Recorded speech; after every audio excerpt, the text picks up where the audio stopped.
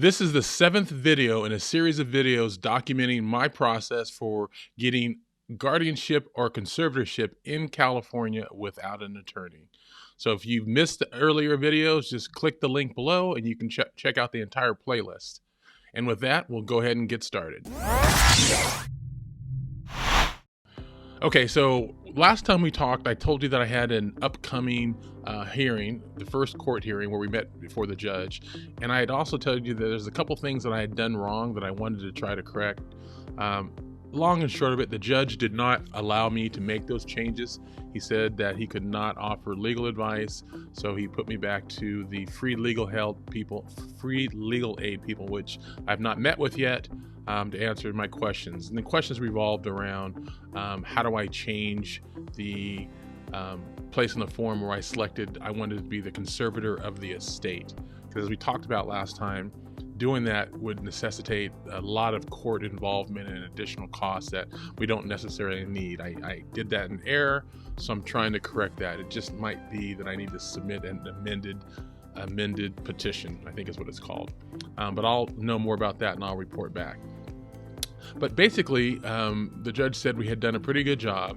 There was one thing that was not intuitive that I did not know that I did not do. Apparently, we were supposed to have some certified letters sent out to all of my son's relatives, first-party relatives like cousins, brothers, sisters, etc., and grandparents that are over the age of 12, to send them a letter saying, do they agree that my son deserves or needs conservatorship? So I thought the court was going to do that.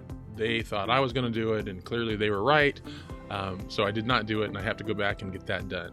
Our next court date is in January. I did ask the judge, if we get all the letters done, does that mean then that we'll have the conservatorship? He said, yeah. I would grant that the next court hearing, it would be effective on my son's birthday. So that's encouraging. So I had 4 or 5 items I needed to correct. One of them was the capacity declaration that you needed from a doctor. You could either submit that when you file originally, or you can submit it later on. It's one of the things that they'll definitely want to have on file. But by and large, it was not a very painful process so far. A couple mistakes that I made that I'm encouraging you not to do it. Your son or daughter, most likely, if they're just turning 18, do not have a lot of assets in their name, because they would not qualify for a lot of the government benefit programs that we'll talk about in future videos. So since they don't have a lot of assets, you won't need to be the conservator of the person's estate.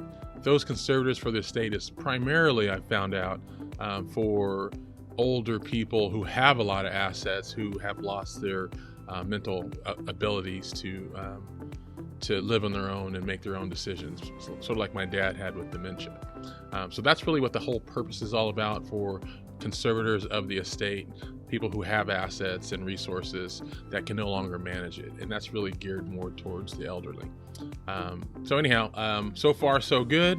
I have more stuff I will report back to you. I will continue to document all the mistakes that I make so that you do not have to do so. Anyhow, thank you for joining us, and we'll see you in the next video.